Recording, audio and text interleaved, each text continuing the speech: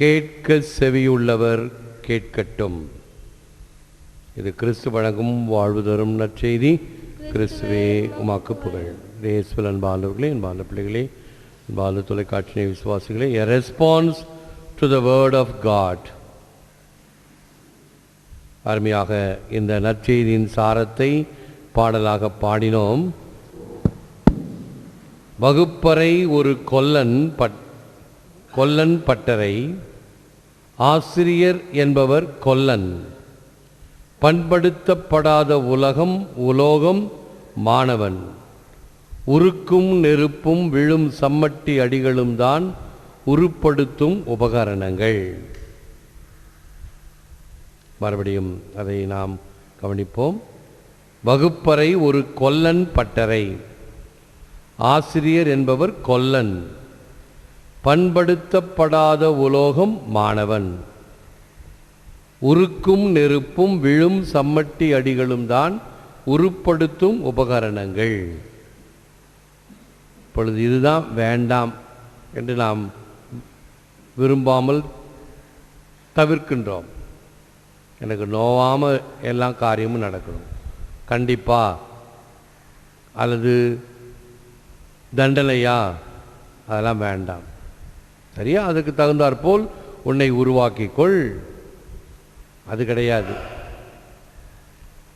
ஆகவே உருக்கும் நெருப்பும் விழும் சம்மட்டி அடிகளும் தான் உருப்படுத்தும் உபகரணங்கள். இவைகள் எல்லாம் நன்றாக வளர, இன்றைக்கு இந்த விதைகள் வளர வேண்டும் என்று பலவிதமாக ஒன்று 30ஆக 100ஆக 60 மடங்காக பலன் தர வேண்டும் என்றால் நல்ல நிலமாக இருக்க வேண்டும், அதற்கு வேண்டிய பாதுகாப்பு இருக்க வேண்டும், ஆடு மாடு வந்து அதை மேய்ந்து விடக்கூடாது. இப்படி பல காரணங்கள் இருந்தால்தான் அது 100 மடங்கு பலன் தர முடியும். அதே போன்றுதான் எல்லா காரியங்களும். எதிர்பார்ப்பு என்பது எல்லா உயிர்களுக்கும் உள்ள குணம். எக்ஸ்பெக்டேஷன், எதிர்பார்ப்பு. உழைக்கும் மக்கள் ஊதியத்தை எதிர்பார்க்கின்றனர்.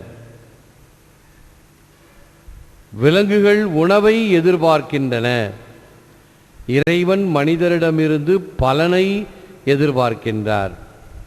பலன் நிறைவாக இருக்க வேண்டுமெனில் விதைக்கப்படும் இடம் வளமானதாக இருக்க வேண்டும். நல்ல நிலம் நல்ல பலன் தரும். ஆகவே இப்பொழுது நற்செய்தியிலே நாம் கேட்க இருப்பதும் நாம் பாடலாக பாடியதும் சுருக்கமாக இவைகள். வழியோரம் அப்படியே பாதைகளில் விட்டு செல்பவர். அந்த விதைகள் ஓமை எதற்கு கொடுக்கப்படுகிறது? நாம் கேட்கின்ற வார்த்தைகளை எப்படி நாம் பயன்படுத்தி கொள்கிறோம், அது என்ன நடக்கிறது என்பதற்கு இயேசு சொன்ன ஒரு அருமையான உவமை. வழியோரம் அப்படியே பாதைகளில் விட்டு செல்வர். பாறை பகுதி கடின உள்ள மக்கள், என்ன சொன்னாலும் அது ஏற்றுக்கொள்ளாது, கடினமான உள்ளம். முட்செடி நடுவில் உலக சோதனைகளில் நெருக்கப்படுபவர்கள். பலவிதமான பிரச்சனைகள் வந்தால் அவைகளின் மத்தியிலே இதை கைவிட்டு விடுவர், வார்த்தையை உதறி விடுவர். நல்ல நிலம் 30, 60, 100 பலன் கொடுப்பவர்கள். நல்ல உள்ளம் கொண்டவர்களாக நல்வாழ்வு வாழ்வோம், நல்ல பலனை கொடுப்போம்.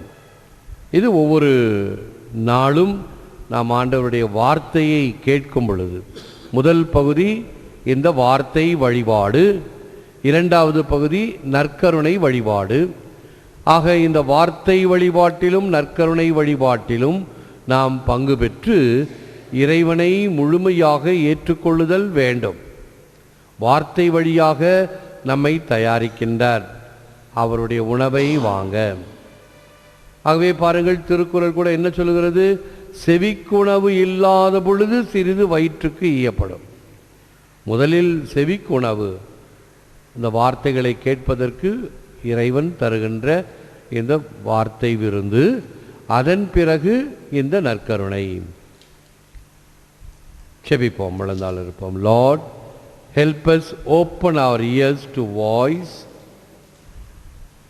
our minds to your truth and our hearts to your love. ஆண்டவரே, உமது குரலுக்கு எம் செவிகளை திறந்தருளும், உமது உண்மைக்கு எம் மனதை திறந்தருளும், உமது அன்புக்கு எம் இதயத்தை திறந்தருளும். எல்லாம் வல்லவரே, நல்லவரே, எம்மை போற்றுகிறோம், புகழ்கிறோம், நன்றி கூறுகின்றோம், ஆராதிக்கின்றோம். தேவரீதாமே, இந்த நற்கருணையிலே எமக்காக விற்றிருக்கின்றேன். உமக்கே நன்றி, துதி, தோத்திரம், புகழ், மகிமை உண்டாவதாக. நீர் எமக்கு தந்த எல்லா விதமான நன்மைகளுக்கும் நன்றி கூறுகின்றோம். வார்த்தை மனுவுருவாகி எம்மிடையே குடிகொண்டதற்காகவும், அந்த வார்த்தை மனுவுருவானவரே தம்முடைய வார்த்தையை எமக்கு போதித்ததற்காகவும், எம்மை வாழ்வித்ததற்காகவும், எம்மை தொடர்ந்து கரம் பிடித்து வழிநடத்துவதற்காகவும் நன்றி கூறுகின்றோம். ஒவ்வொரு நாளும் விடியற் காலையில் நாங்கள் உம்மை நாடி தேடி வந்து உம்முடைய அமுத மொழிகளை கேட்டு செவிமடுத்து, செவிக்கு இன்பம் மட்டுமல்லாமல் உம்முடைய திரு உடலையும் பெற்று நாங்கள் நலமுடனும் வளமுடனும் வாழ ஆசிக்கின்றோம். எங்கள் ஜெபத்தை கேளும். இன்னும் எண்ணில்லாத மக்கள் இந்த வல்லமையான நேரத்திலே தொலைக்காட்சி ஊடகங்களிலே உம்மை பார்த்து நம்பிக்கையுடனும் விசுவாசத்துடனும் ஜெபித்து கொண்டிருக்கிற மக்களை பாரும். இன்னும் அநேகர் தங்களுடைய தொடர் தேவைகளுக்காக ஜெபித்து கொண்டிருக்கிறார்கள். சிறப்பாக தீய ஆவியிடமிருந்து விடுதலை பெறுவதற்காக ஜெபிக்கின்ற நபர், ஜெபிக்கின்ற குடும்பங்கள், இவர்களுக்காகவும் ஜெபிக்கின்றோம். மருத்துவமனையில் ஆபத்தான கட்டங்களிலிருந்து தப்பித்து நலம் பெற்று கொண்டு இருக்கக்கூடிய தாய் சேயாக அவிலா அந்துவானை ஆசீர்வதியும். இன்னும் யாருக்கெல்லாம் உமது உதவி தேவையோ அவர்களையும் இப்பொழுது நினைத்து மன்றாடுகிறோம். எம் கிடையைச் சேர்ந்த ஆடுகள் மட்டுமல்லாமல் எத்தனையோ பேர் இந்த தொலைக்காட்சியின் வழியாக பிற மத சகோதரர்களும் இதில் பங்கேற்று கொண்டிருக்கிறார்கள். அவர்களையும் ஆசீர்வதியும். அவர்களையும் நீர் நிறைவாக ஆசீர்வதித்து அவர்கள் வேண்டியதை கிடைக்க பெறச் செய்யும்.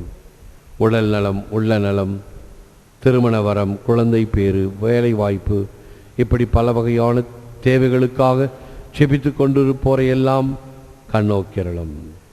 எங்களுடைய மன்றாட்டுக்களை உமது திருப்பாதத்தில் சமர்ப்பிக்கின்றோம். ஏற்று வரமருளும் இறைவா, காக்கும் கரங்களினால். ஆமென், ஆமென்.